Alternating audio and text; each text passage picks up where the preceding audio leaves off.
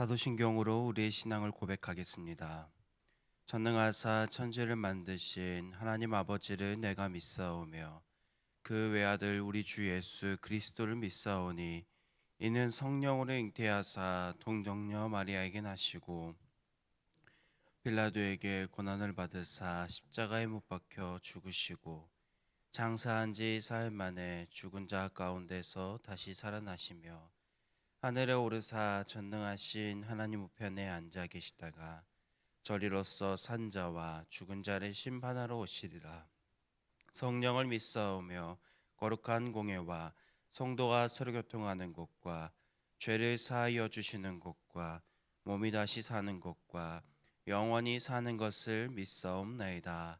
아멘. 우리 찬송가 96장 같이 찬송하시겠습니다. 찬송가 96장입니다. 예수님은 누구신가? 우는 자의 위로와 없는 자의 풍성이며 천한 자의 높음과 잡힌 자의 노임되고 우리 기쁨 되시네. 예수님은 누구신가? 약한 자의 강함과 눈먼 자의 빛이시며 병든 자의 고침과 죽은 자의 되고 우리 생명 되시네. 예수님은 누구신가? 추한 자의 정함과 죽을 자의 생명이며 죄인들의 중보와 멸망자의 구원되고 우리 평화 되시네. 예수님은 누구신가? 온 교회의 머리와 온 세상의 구주시며 모든 왕의 왕이요 심판하실 주님 되고 네 영광 되시네. 아멘. 사랑과 은혜가 풍성하신 아버지 하나님, 오늘도 저희에게 새 하루를 허락해 주시니 감사드립니다. 오늘 이 하루 속에서 그리고 매일의 삶 속에서 예수님이 누구인지를 분명하게 알며 그분을 믿고 따르며 살아갈 수 있는 저희 모두 되게 하여 주시옵소서. 우리에게 위로를 더해 주시는 분이시며 우리에게 생명이 되어 주시는 우리의 구원자 되시는 예수 그리스도를 우리가 분명하게 알고 그 사랑을 누리면서 살아가게 하여 주시옵소서.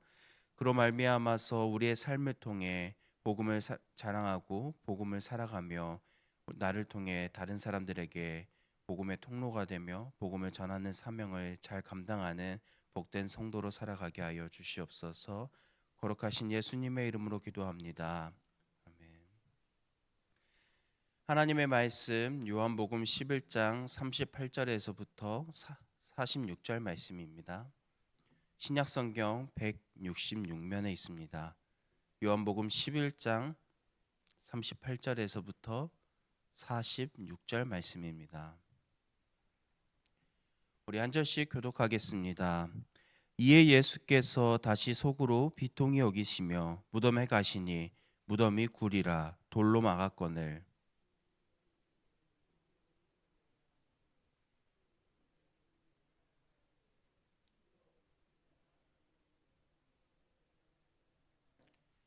예수께서 이르시되 내 말이 내가 믿으면 하나님의 영광을 보리라 하지 아니하였느냐 하시니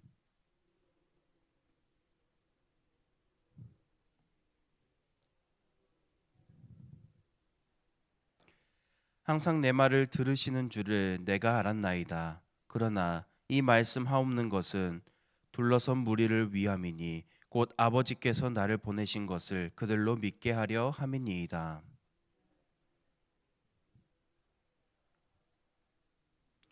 죽은 자가 수족을 배로 동인채로 나오는데 그 얼굴은 수건에 쌓였더라.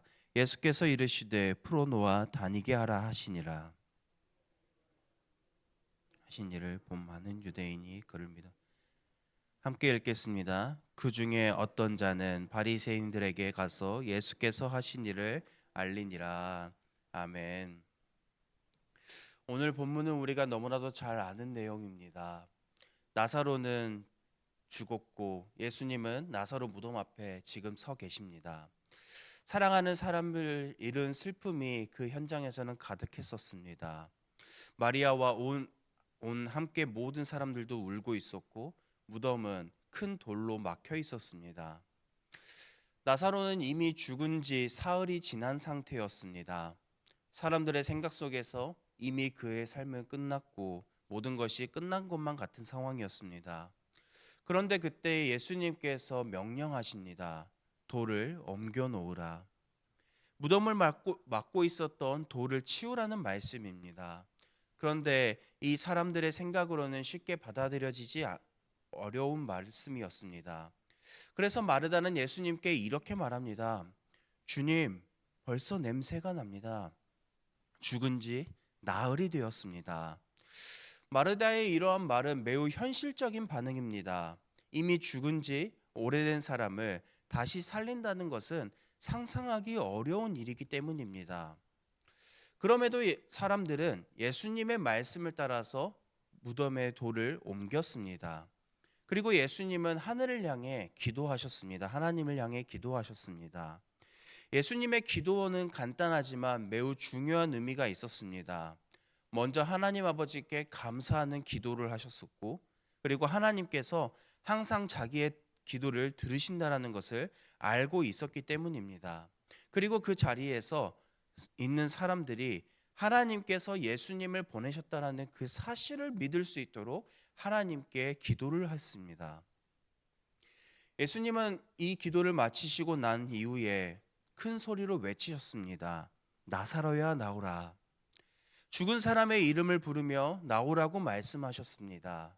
만약에 우리가 이 자리에 있었다면 우리 또한 이 말씀이 매우 비정상적인 말처럼 들렸을 수도 있을 것입니다.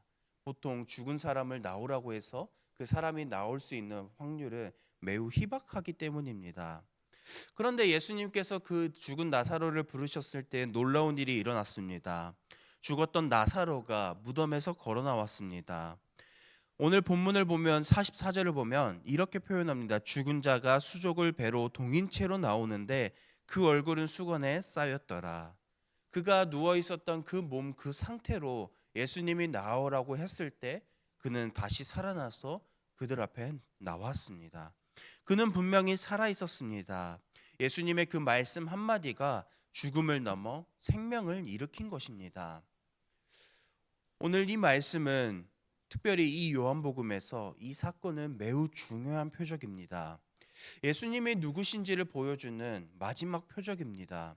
예수님은 단순히 병을 고치시는 분이 아니라 죽음까지도 다스리는 분이라는 것을 보여줍니다. 그래서 이 사건은 앞으로 예수님께서 감당하실 그 십자가의 고난, 그리고 죽으신 지 3일 만에 다시 부활하실, 나흘 만에 다시 부활하실 장면을 미리 보여주는 것이기도 합니다. 이 놀라운 사건을 보고 사람들은 모두 다 감격하거나 그러지 못했습니다. 사람들의 반응은 나뉘었습니다. 어떤 사람들은 이 일을 보고 예수님을 믿었지만 그러나 어떤 사람들은 이 사실을 믿지 않았습니다.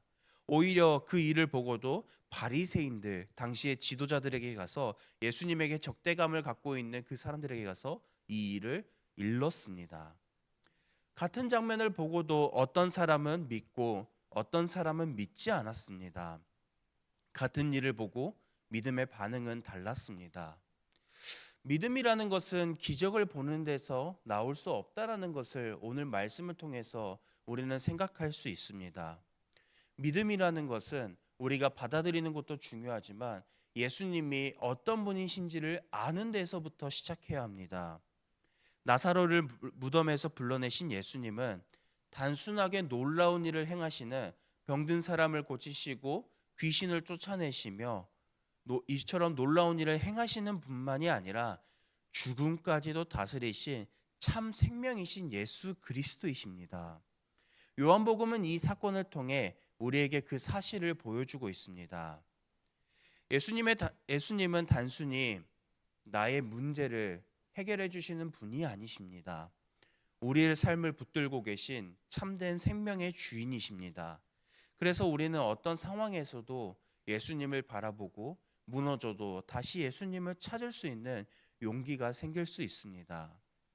우리도 살아가다 보면 눈앞에 현실의 문제가 그리고 놓여있는 상황이 더 크게 보일 수 있습니다.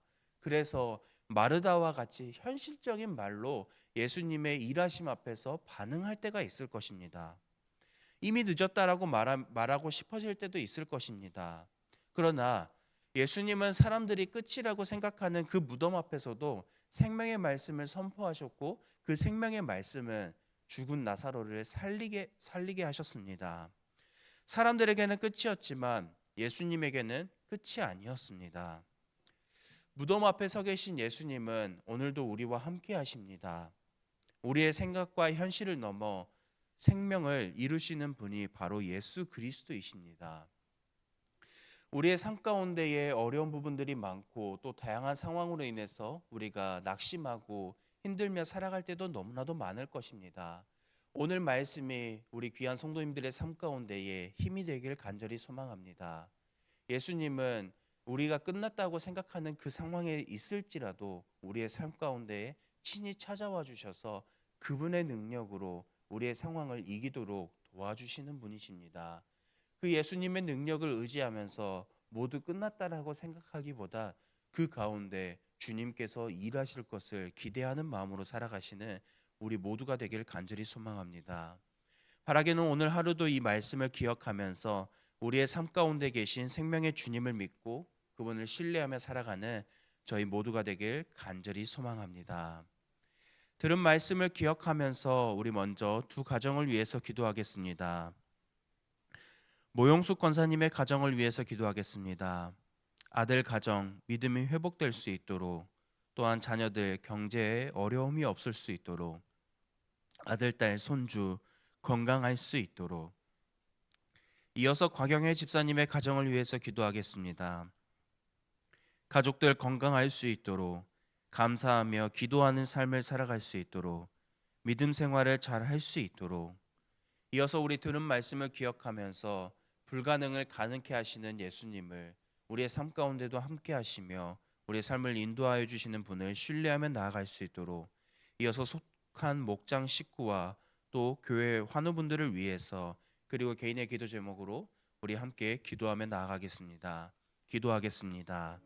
사랑과 은혜가 풍성하신 아버지 하나님, 그렇습니다. 주님은 우리의 삶 가운데에 함께 하시며